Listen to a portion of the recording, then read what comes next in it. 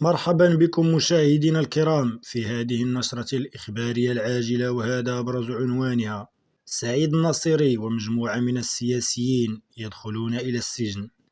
قبل الخوض في التفاصيل لا تنسوا الإعجاب بالفيديو والاشتراك بالقناة ليصلكم جديد الأخبار العاجلة.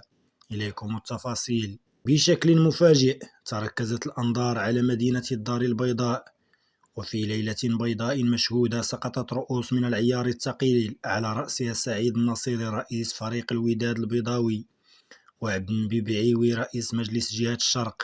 في قلب هذه القضية المثيرة هناك رجل يدعى المالي، ولقبه الإعلام ببابلو إسكوبار الصحراء، لكن اسمه الحقيقي هو الحاج أحمد بن إبراهيم.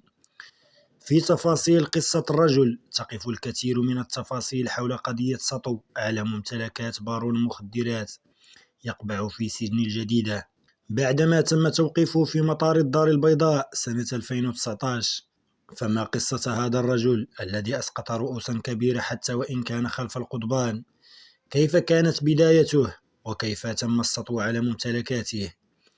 كل شيء بدأ في عام 1976 في كيدال، عاصمة بلاد طوارق في مالي، حيث تسود الرياح والصحراء والتي تمتد على مد البصر. في ذلك الوقت كانت إدارة الأحوال المدنية في مهدها، لدرجة أن أوراق هويتي حتى اليوم لا تذكر يوم أو شهر الميلاد.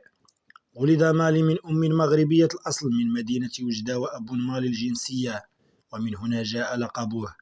وكان يعيش حياة بسيطة تقليدية، يرعى الإبل، قبل أن تتغير حياته بلقاء غير متوقع. صادف فيه رجلا فرنسيا تائها في الصحراء، وقدم له المساعدة قبل أن يقدم له الفرنسي سيارته كنوع من الشكر على المساعدة. المالي قام ببيع السيارة كما قال له الفرنسي، وعوض أن يحتفظ بهذه الأموال أرسلها لصاحب السيارة. وأدرك الفرنسي آنذاك أنه أمام رجل اعتقالي يقرر إشراك المالي في استيراد وتصدير السيارات بين أوروبا وإفريقيا، وهي العملية التي أكسبته خبرة كبيرة عن دوائر العبور والطرق والجمارك وما إلى ذلك.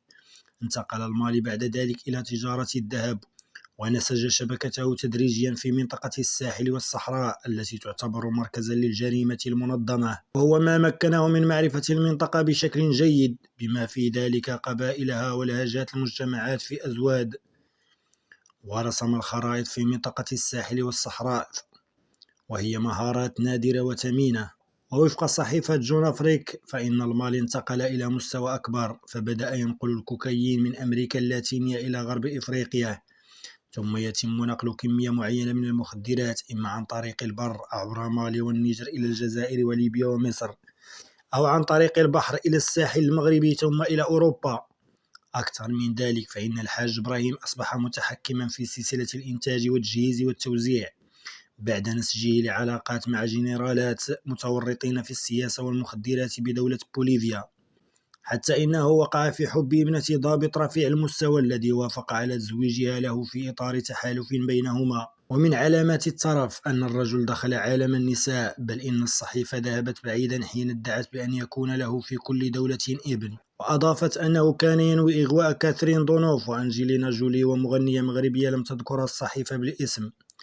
أكثر من ذلك، فالرجل يملك جزيرة خاصة في غينيا وشققا في البرازيل وروسيا، فقدها منذ بداية الحرب في أوكرانيا، وأرضا في بوليفيا، وفيلا فخمة في الدار البيضاء، ويشترك في فندق فخم في ماربيا، والقائمة تطول وفق الصحيفة ذاتها. في المغرب يحظى المالي بدعم كبير، وهو الذي كان السبب في خسارته، فمنذ عام 2010 تعاون مع منتخب بوجدة عاصمة الشرق والعديد من القادة السياسيين من شمال المغرب وزاغورا لنقل الشراء في بقية القارة.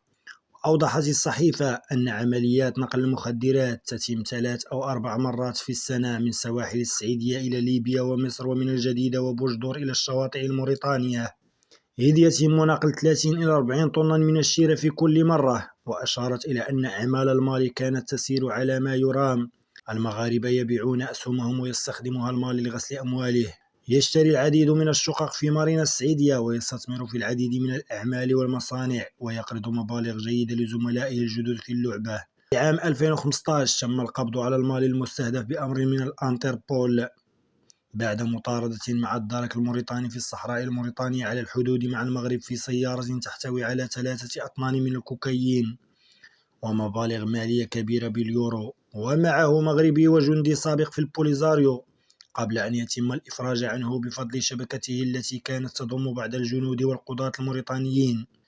لكن في اليوم الذي كان سيعبر فيه الحدود ويغادر موريتانيا تم اعتقاله مرة أخرى من قبل قوات الدرك ليقضي 4 سنوات فقط داخل السجون. دمتم في رعاية الله، والسلام عليكم ورحمة الله.